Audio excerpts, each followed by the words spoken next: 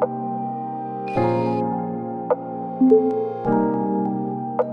morning. Good morning. How are you? I'm okay. You're okay? Yeah. Well, you're about to be even better. Uh-oh. So, I have a little relationship with the writer of The Secret. I don't know if you've ever heard of it. Of course. But they sent me these cards. They're these new cards. And I like to kind of just pick a card like daily to see what my little manifestation would be. So you want one? That shit looks like it belongs in Gryffindor. That's some Hogwarts looking shit. Hey, these are some fire looking cards. Look at the gold trimming. Trim is yeah, but it looks like a amazing. spell book. Okay, so pick a card. Close your eyes. I'll just go for the middle. What does it say? Create your tomorrow today. Some powerful rituals to do from your bed. Wow, rituals. To do from your bed? Okay. So this is Harry Potter. No! Some powerful rituals to do from your bed. Well, at least it's from the bed and not the middle of the woods at 3 a.m. What type of rituals you be doing in the bed? Wow, that's a morning wood ritual. Every night, I'm in the woods and somehow, some form of fashion. Every night, replay the good moments of the day and give heartfelt thanks for them. Okay? Think about the next day and intend that it is going to be the best day of your life. That's a good one. Mm-hmm. That's constantly hopeful. You're just like, best day of my life now. Mm-hmm. All right, fine. Best day of my life tomorrow. It just keeps getting best and best and bestest. Then when you wake, before you get out of bed, again, declare your intention for the day and give thanks as though you have received it. I like this. You like it? I do like it. I think that it kind of changes my perspective on what somebody's best day ever can be. Because when I think about like, typically, if I were to tell a random person like, "Hey, what was your best day ever?" They'd probably go like this. You know, like they wouldn't think of it right away. Like, oh, it was this day, and they're probably gonna think of something where either one amazing thing happened, or it was just like a day of like constant good things. Right. And in my mind, it's like that's something that maybe happens like a couple times in your life. Right. But this, whoa. You selected too? Did you see that? Whoa, what the? Who's been jerking off reading these? They're all stuck together. They are not. They are That was kind of magical. It for sure felt like one card until that happened. Wow. But so no, it might be. No, I think I have 2 cards today. Okay. Because I was going to take your other one and read it myself. Well, no, this is cool because at first I was like, that's ridiculous. But why not have the best day of your life and then the best day of your life and then the best day of your life? Like, it seems almost like overwhelming. Like, oh my God, that was another great day. Everything was so good. But I feel like that speaks to our relationship with like how we feel like we deserve good things. And we just think that we can't keep getting it. It's overwhelming to get too many good things. So I think that it's possible. And you know me, I'm a morning person. So I wake up in the morning kind of chipper and bubbly. And I think I'm in the minority because I know there's a lot of people that wake up. I know, but I feel like it's important for us to kind of wake up on the good side and kind of see, because it sets your day. So if you can wake up and be like, okay, today's a beautiful day. What can I learn today? What can I do today? How can I make this the best day ever? Let me set my intentions. Then I feel like that just kind of it guides your day in a way that's more favorable. I agree. You're like a crazy morning person. Like I feel like you've called me with an attitude that just didn't match mine so many times. Just like, hey, what's up, guys? And I'm just like, what's up? And I'm like, good morning. And you're like, oh. That's been like a key word for me for the past few years is like momentum, like keeping momentum. And For me, it started in like things that you're supposed to be consistent in, like, you know, healthy eating habits, the gym, working, you know, like, you know, stuff that you don't like administration, post-production. Being consistent in that is like a momentum thing. And that's why it's so easy to fall off. Because if you fall off for one day, that turns into several days, and then it's really hard to get back on. But then once you're on, it's kind of like it keeps going. So I feel like you helped with the morning thing, because I remember you told me something that kind of aligned with my whole momentum thing in terms of like having a good day. You said that like some people can have something bad happen to them. If it's early enough in the day, they're like, oh, this day is terrible. And then that leads to like it being like a really bad day. Right. They interpret everything as being bad. Yeah. Whereas if you just had a different mindset, you would view things differently. You can reverse it. Yeah. And take off that whole like momentum, because I think that what you're talking about is like going in a bad momentum for the rest of the day as opposed to like just checking it. And like, since then, I've totally agreed. You can really just have some bad things. A lot of bad things happen in the morning just because the morning is frantic and you could be late. You could, you know, something could happen. You know what I mean? You could have some like news that you wake up to. So I feel like the morning is just more prone for bad news, but a lot of people let that affect the rest of their day or week or something. And some people just, they can't figure it out themselves. So they're just like, hey, let me get some coffee. Or once I get my coffee, then my day is started and my mood has shifted. But it's like, how come we can't get to a point where you can do that on your own without needing additional resources to just even being thankful that you woke up? Yeah. You know, like that can even I gotta shift. do that, thanks. You know, like soon as you open your eyes, like, whew. Because man, a huge percentage of the population didn't get to experience that every single day. Exactly. Crazy, right? I agree. What's your second card that you slid to? Second card, for an amazing day. Oh, fill your morning with gratitude. There it is. Crazy. No way. I mean, maybe all of them are kind of like along the lines, but that's crazy. For an amazing day, fill your morning with gratitude. Do what I do and take thank you steps as you walk from your bed to the bathroom or kitchen by saying thank you with each step. You are saying thank you for everything you have, everyone you love, and for all the goodness that is coming to you today. I feel like that's good for people who don't pray. I pray every morning, and I do all that. I do the thank yous. I try to cover everybody I know.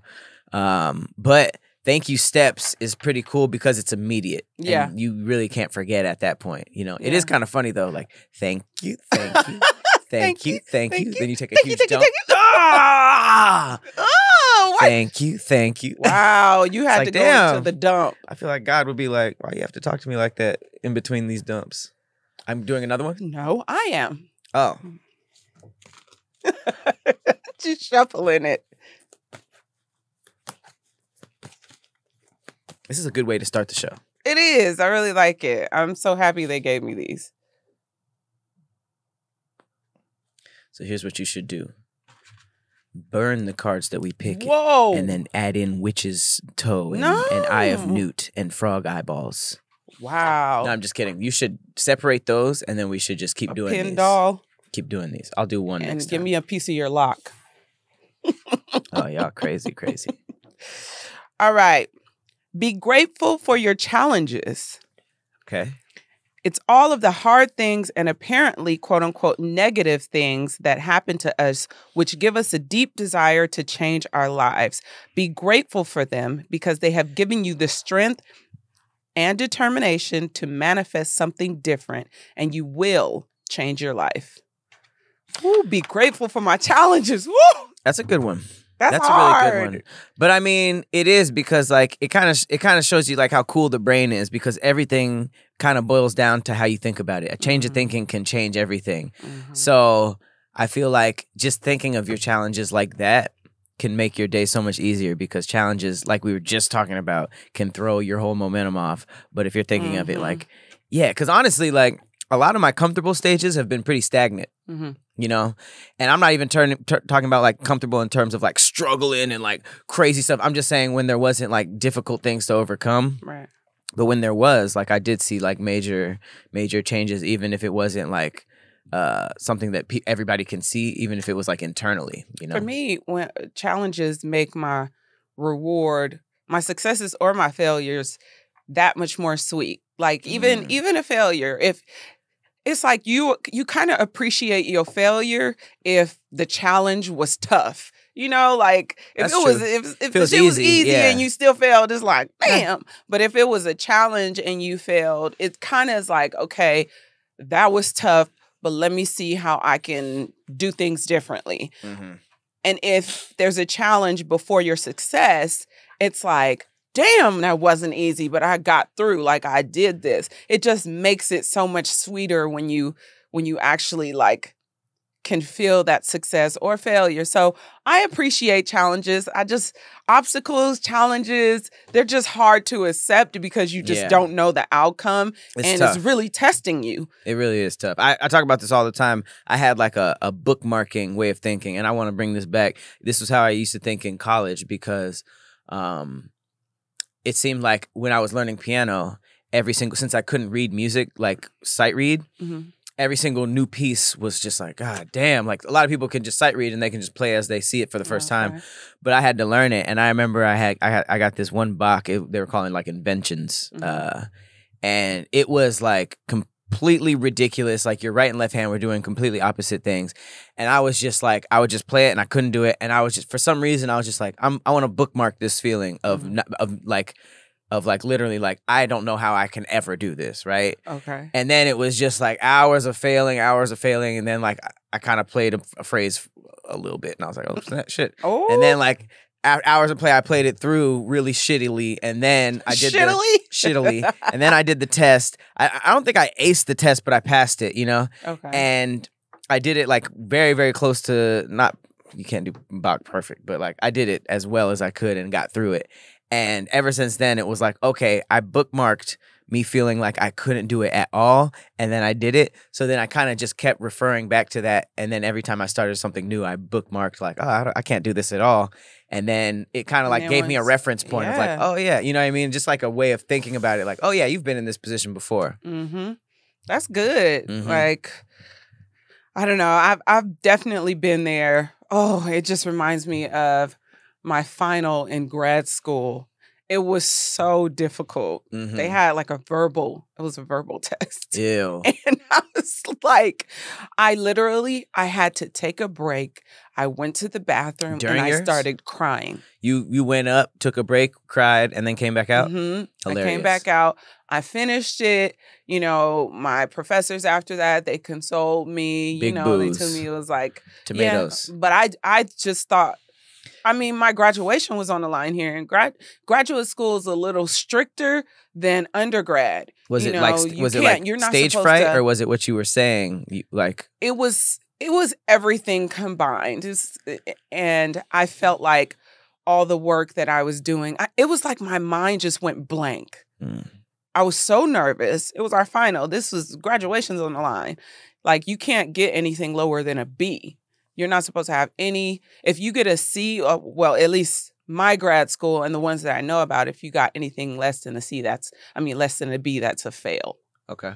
So, shit, it's on the line right then. If you have a B in the class and the final comes up. Let's be honest, a D is a fail. No. Anything lower than a B. Oh, a C is a fail, too. A C is a fail. Okay. You can't pass with a C. A D is a fail. I mean, D is a fail, but you can't pass with a C. I never felt like I was really passing if I got a C. You were, but you were. Right. So, that is crazy. But in grad school, you had to have a 3.0 or above in order to successfully. Big swinging nuts. So, but I got through it. I graduated. And when I graduated, it was just like, I completed something that was so difficult. Like I was able to do it. So I don't know. It just makes you feel really good when you know that there's something that's so challenging, so difficult, and you do it and you surpass it. It just feels so good. So, I mean, that's true. I think that's a good card just because that shift of thinking is important, and I feel like that can help a lot of people because a lot of people are just dealing with a lot of challenges that they see as challenges, and when you're just on your knees like, woe is me, that challenge just keeps growing, right? As opposed to being like, I could learn something from this, right. Then it's almost like a little activity, or I mean, depending on how extreme it is, but I like that. I kind of want to do that to start the show off from now on. Okay. And then we can. It seems like there's a lot of cards, so we Yes, can maybe do a there couple is. for Patreon as well. For sure. Shout out to our Patreon. We've been ramping up. Yeah. We playing video games on there. We doing rants. We It's a doing lot all of good kinds stuff. of shit. You ready?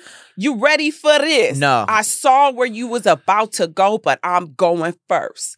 Hey, baby, shoot that sauce on my salad. Make me sing like an opera ballad. What the fuck? He found my hidden valley, but I blocked his ass because he tried to fuck me in the alley. What the fuck was this one?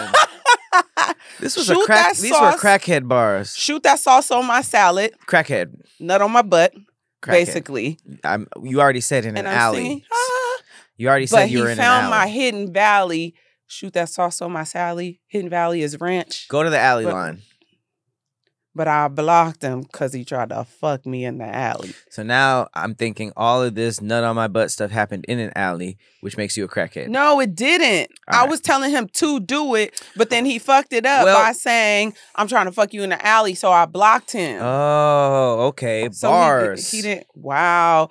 You just hate him all the time. When I give my honest opinion, you say wow, and then when I say hey bars, you say wow. So just don't do them. You didn't like it. All right, here's my thread. My thread is crazy, and there's a part 1 and a part 2. Okay. Here's the I guess the caption. The life after my friend shot me and got pregnant by my boyfriend. Damn it, that was mine. Damn it, that was mine. Too You got bad. part 1 and part 2? Hey, if you didn't do the bad bars, you could have slid in there first. Oh no, that was mine. I was so excited to do that one. All right, well then you can do part 2. No, you got it. I got another one. No, just do part 2 because we low on time anyways. All right. Let me start it off. Her boyfriend cheated with her best friend forever and got her pregnant. Then her pregnant best friend forever shot her. The story only gets crazier. All right, so we start off with a picture of her in the hospital showing the arm. Mm-hmm. Classic arm hospital photo. She felt so bad about the accident and even stayed a whole week with me in the hospital comforting me. She eventually had to leave to take care of herself. She said all the stress was too much on the baby. My boyfriend never came to see me because he couldn't see me like that. Why is she still calling him her boyfriend is the real question.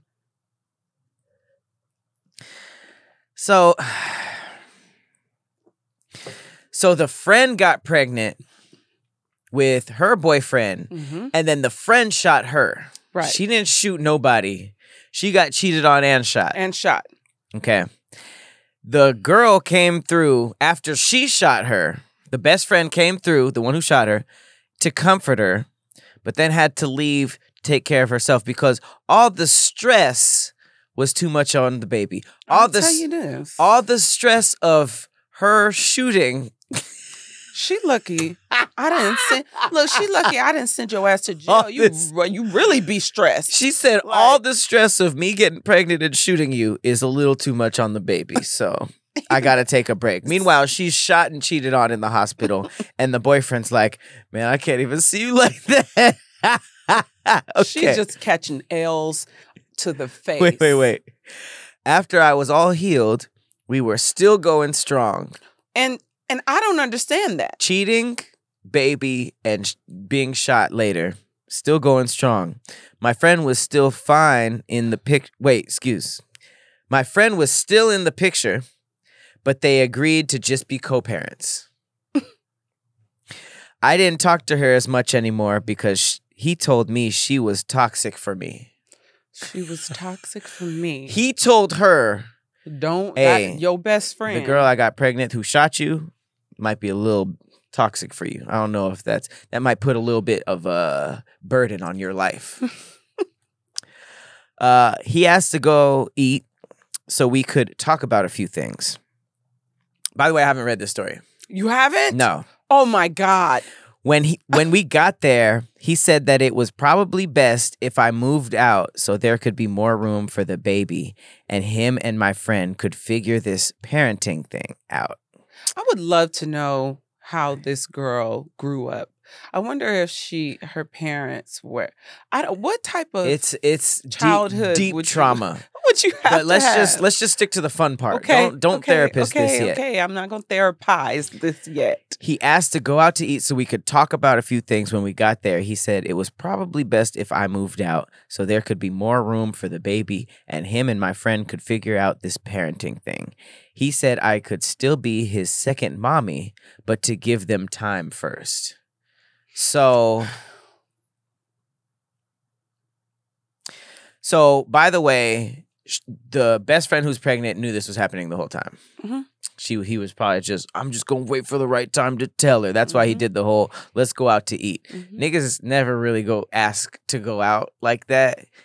You're probably in some trouble. And sometimes, I mean, depending on, she seems pretty mild-mannered, but very chill. A lot, very chill. A lot of times, he'll ask you to go eat, so that you don't fuck up his shit. Let's go out somewhere in public. Oh, so if you have because of the news. Mm-hmm. Oh, so that's a good little technique. Mm-hmm. I've never been in that situation. Yeah, tell them the hard shit in a public place. So it's a crapshoot, but there's a chance they won't embarrass you, and because they don't want to embarrass themselves, and they can't break your shit. I can't risk that. And you Uber so that they can't fuck up your car.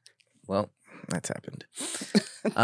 Okay. Sure. He found my next home. There's a lot of jumps. Mm-hmm. He found my next home. Oh, sorry. He found it for her to move. I thought he meant like he located where she lived. Nope. He found my next home and paid the first month's rent and move-in fees. So I was satisfied. Part of the abuse cycle. The first month? The first month. I just had to adjust to living alone. Okay, so she hasn't been, she probably came from a big family, very, very needy. Wasn't she living with him? Exactly. So she said I had to adjust living alone because she's always been around people. That's what I'm saying. I thought she was saying me and him live together. And so now that we're not living together, I just have to adjust to being married. Yeah, exactly. Yeah, okay. That's what I'm saying. It probably comes from a long line of being surrounded by people. That usually comes from people with big families and stuff like that. Mm. I have a small family, and we used to just like leave each other alone, which is why I'm an introvert now. He would still come stay with me every time they were arguing. And there it is.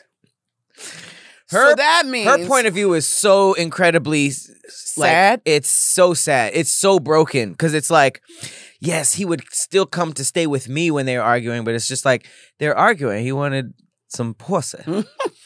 So this, but that was still like it wasn't even like when he wanted some pussy, he would come through. It was like, yeah, he still wanted to come through when they were arguing. So did he even tell her that he was moving old girl in? You mean the pregnant girl? Yeah, because he said, oh, you should move out so we could make some room for the baby. I think he was sugarcoating, but at this point, it's obvious that she just kind of rolls with the punches, and these are some haymakers. These are. So I could see him being completely honest with the other girl, but I mean, it could just be an easy layup. These are Mike Tyson punches. It seems like if the other girl shot her, then came to the hospital, and then left because she was like, this is too much on the baby, she knows what it is too.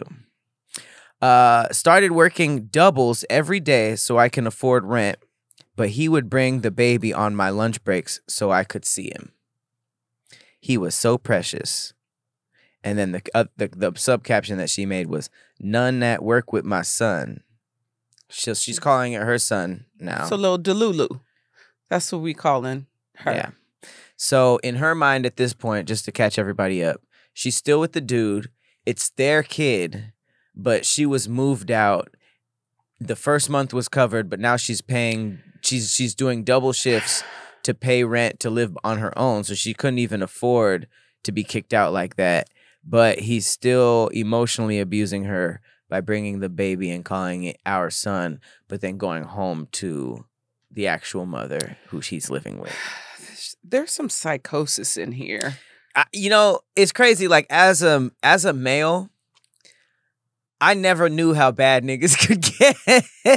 Oh, it goes. But I feel dark. like Twitter, this show, all the research that I've had to do, it's just like, oh, this is crazy. But it's like, it's one of those things that it just keeps getting crazier. It's like Fast and the Furious. Nigga audacity is like Fast and the Furious. The audacity is at a level that is incomprehensible. Like, really? Okay. She's been battered, bruised, broken. Okay, there's a couple more.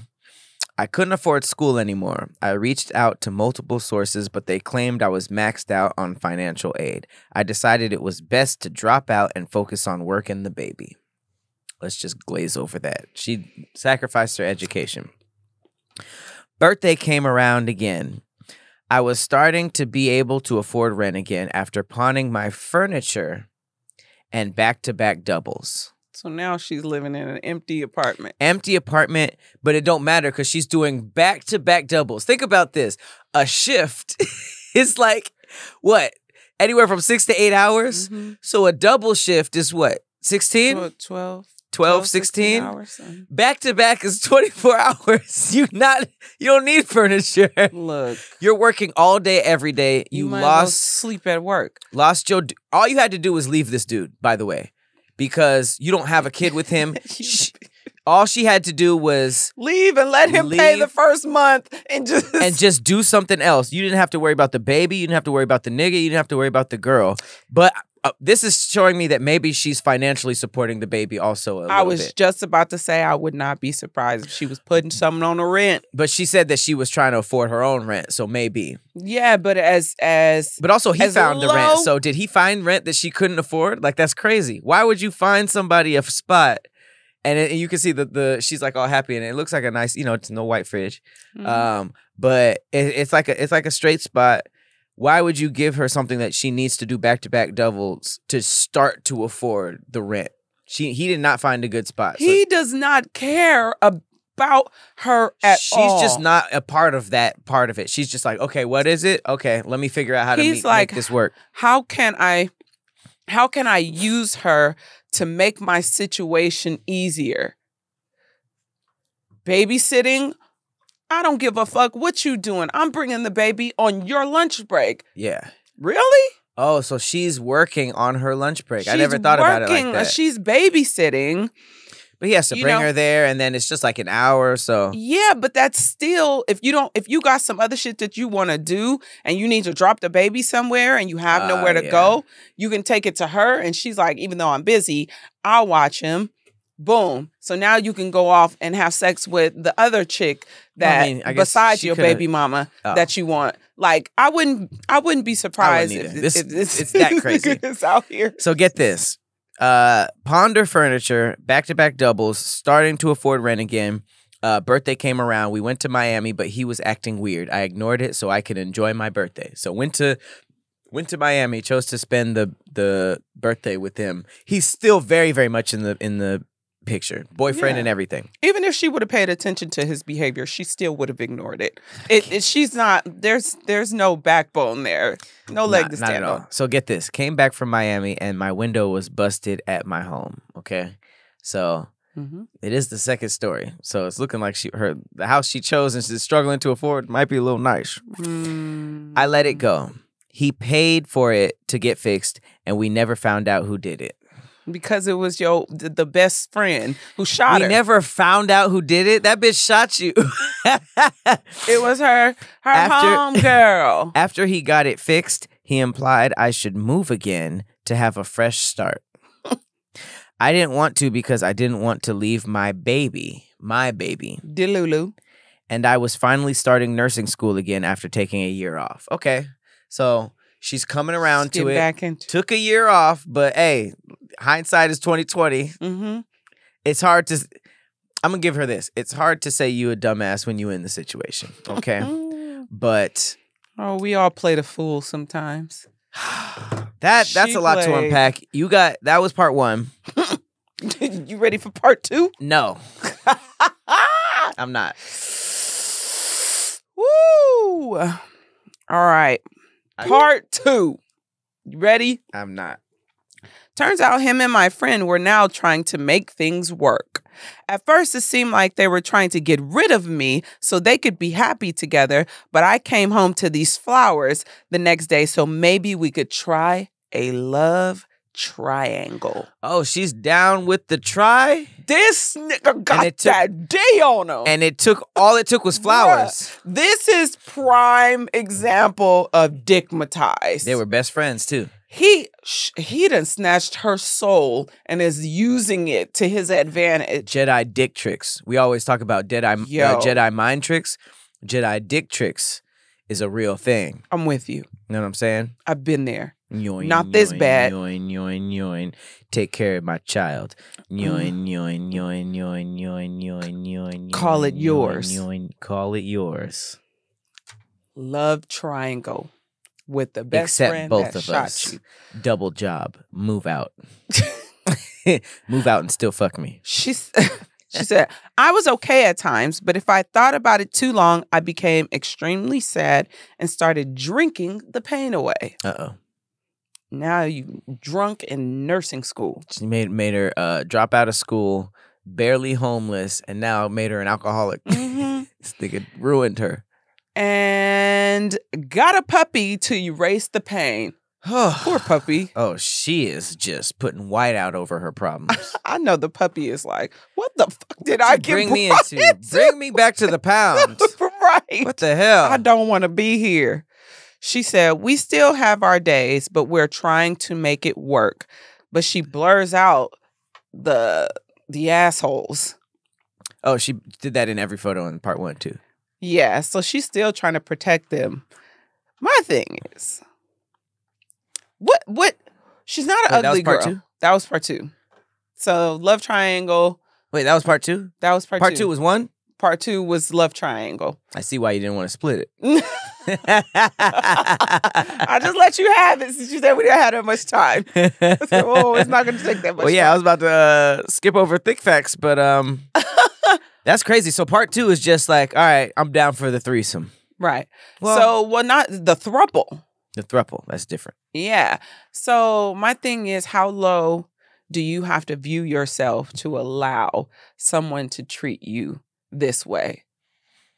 Because people will only treat you as bad as you allow them to. That's crazy. I feel really bad for her too. Because it's like, I can only imagine this is probably the worst because it got viral, but I'm assuming every relationship she had, she was a doormat. Yes. And it maybe stemmed from how She's her a dad. ShamWow. How her dad. Wow. That might be a new thing. Like if you a ShamWow, that's kind of cool. You a goddamn sham. You soak it all up. I feel like that's either how her dad treated her mom or her dad wasn't in her life and that's just how her mom was treated. I don't really know. Like I say, I don't try to therapize these. Well, in situations like this, they say that if you were abused, that's what you attract. So how you've been treated is what you can attract. Mm-hmm. And so sometimes there are people that have been in abusive relationships. They get out and the next person they're attracted to. Wow.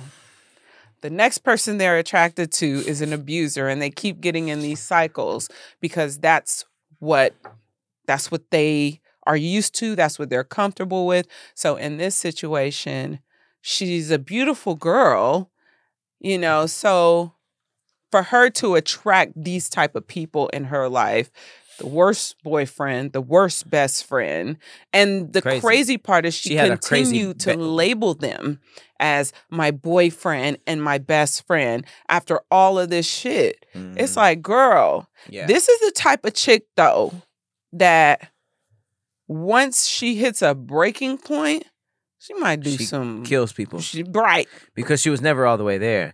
And the best friend probably knew that and was probably taking advantage of her in non-intimate ways like the dude was. When you take advantage of somebody in an intimate way, that can make the news, you know. But when it's like in a friendship type of way, that should be swept under the rug because you'd be seeing them like, oh, they're best friends, they're together, but then you see them together and you're like, oh shit, this is a one-way street. People will get worn down, and that's like for the best friend to actually like trust her with the baby.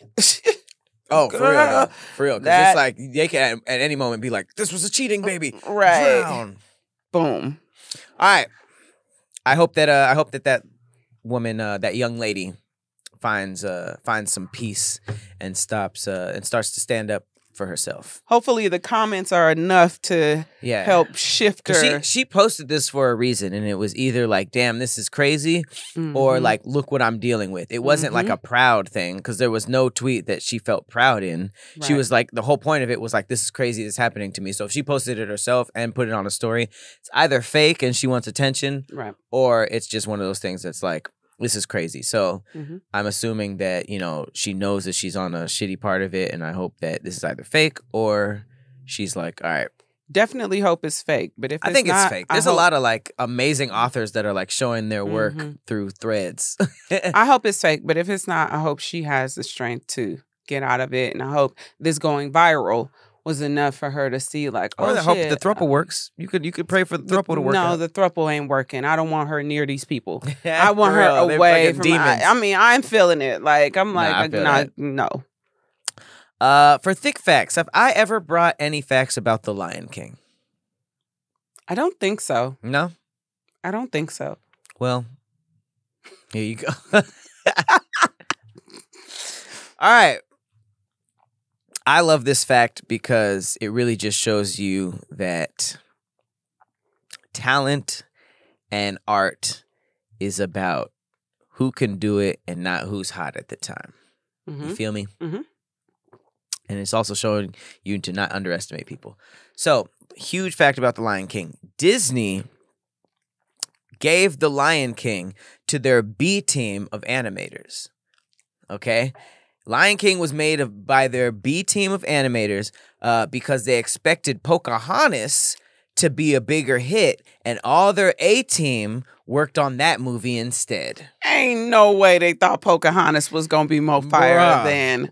When you think about hindsight, the gap between Lion King, like Pocahontas to me is bottom of the barrel Disney. I'm sorry. Like between the songs not really hitting like that, the movie was kind of meh, and the actual history was like Pocahontas was like a child. There's so many dark things. History to it. It was like, but I think in their minds it was going to be like Snow White. The Lion King is like everybody's favorite Disney movie. Like that is the one. Hey, you know the B team was like when they saw like the results. Not even the box office. The B team was like, yo.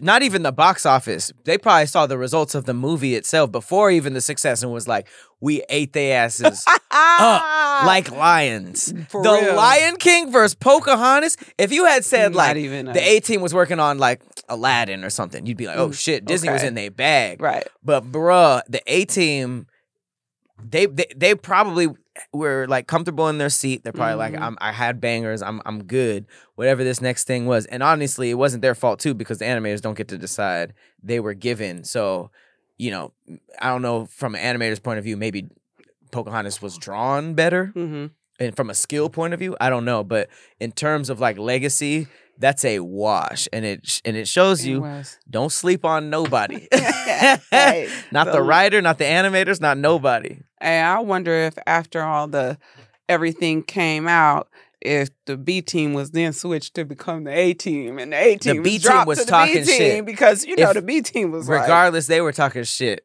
They were like, "Who'd you draw? John Smith? Oh, Pumbaa." Scar? No one knows you, nigga. I drew Scar? Hell no. But then overall, Lion King was just a better movie with better voice actors. That's what I'm saying. Storyline, characters. I can't say animation. That's the one thing I can't say. And when they're talking about animators, B team and A team, they're talking about, I'm assuming, skill. This was a setup. Wild. It was a setup. Disney was in their bag. Whoopi Goldberg. And hey, we can't act like Pocahontas didn't make money though. So. Okay. Are you ready for a gross fact? I think. Well, this is public health. So I'm here for the people. For all you nasty asses that are out there. Wow. Maybe this will help you wrap it up. Okay. First cases of gonorrhea resistant to several classes of antibiotics identified in the U.S. Oh, super gonorrhea? So, yeah, we're at a point where I think there's only like one antibiotic, one, and not singular antibiotic, but it's like paired with a shot and some other stuff that you got to take in order to get rid of gonorrhea now. So it's becoming... I mean, I feel like it's been like that because you be thinking like when you learn history, like all them niggas, like Ben Franklin, all them niggas dying of like syphilis and shit. Like they were all dying of STDs. So. But they didn't have medication back then for that. But I feel like since it's been around so long that I can see how it's evolving because in the past, 3 years? Look at how many stages of COVID we got every single year. But that's... Omarion, Delta, blah, blah, blah, blah, blah. But the way it works with STDs and bacteria antibiotics is that people are not finishing their antibiotics. So then it comes back, the bacteria learns. Oh, so it's not enough to kill them. They get a couple hits and they're like, so they're like, okay, so now they learn to like duck and weave, bob and weave. They recognize the pills? Yes, they start to recognize the shit. And if you don't fully take your entire antibiotic, you gotta kill them niggas. Yeah, then it'll come back and it'll come back more resistant. That's like when a nigga break in your house and you shoot him, but you don't kill him. So then they're like, I'm going back to 7985 Apple Street. I'm getting them niggas. That's the virus. So it's shoot 'em to kill 'em. Bacteria. Right. So so public health officials say they have found 2 cases of gonorrhea that appear to have reduced susceptibility to every kind of antibiotic available to treat them. It's the first time strains of gonorrhea this resistant to the antibiotics have been identified in the U.S. Increased sexual activity during the pandemic, coupled with fewer people getting routine health screenings, supercharged the spread of sexually transmitted infections around the world. Super Saiyan STDs. Those infections, including gonorrhea, are becoming increasingly resistant to antibiotics available to treat them, a problem that is becoming a dire threat to the public health. Globally, infections that are resistant to antibiotics kill approximately 700,000 people per year. That number is expected to rise to 10 million deaths per year by 2050 if steps aren't taken to stop the spread of the resistant organisms. 700,000 to 10 million? Damn! That's worse than COVID. It is worse. But hey, super STDs have been out here for a minute. I've been hearing about them a lot on Damn Internet You Scary. Oh, really? Is there like a super chlamydia? I think so. There's space herpes. There's like a lot of stuff. What the fuck is space herpes? There's like something that's happening when you go to space, when you cross that atmosphere. There's something that happens that activates herpes. So there was a lot of astronauts that had it for years but didn't know. But they got flare-ups. Then they went to space and got like space herpes. It's crazy. So, but they didn't get space herpes. They had herpes already. Flare-up. They had a flare-up. Space herpes. That's the name of the article. I'm sorry. I didn't mean to laugh. That's the name of the article. That's what NASA said. Space herpes. But I think that what you're basically saying is we need a Marvel versus Capcom style fighting game with STDs and antibiotics and stuff like that. Maybe ChatGPT will get... Farm versus STDs. It's a bunch of bacteria, germs, and we get to go against antibiotics. Just eat some garlic. Vaccines. And we get to have them fight, assist trophies, all of that. Bear garlic. Just eat some bear garlic. What's bear garlic? I don't know. You were streaming last night. Oh, that's I was about to say. I saw that. I'm playing a game called The Bum Simulator, and I found some bear garlic. I thought you knew what it was for real. But you were talking about the game. I'm just saying, get some garlic, sprinkle some garlic on that thing, and you good like that. All right. Well, make sure you guys wrap it up. Don't go to outer space. And what was my fact? Your fact was quite memorable, wasn't it? It was great. Damn, I deleted it already. No, your fact was that people in glass houses shouldn't throw stones. There you go. That wasn't it, but there you go. That was your ending advice. People in glass houses shouldn't throw stones. I've been your host, Patrick Cloud. And I'm Persephanie. Thank you for watching Thick Threads. We'll see you next week. Later. Thank you.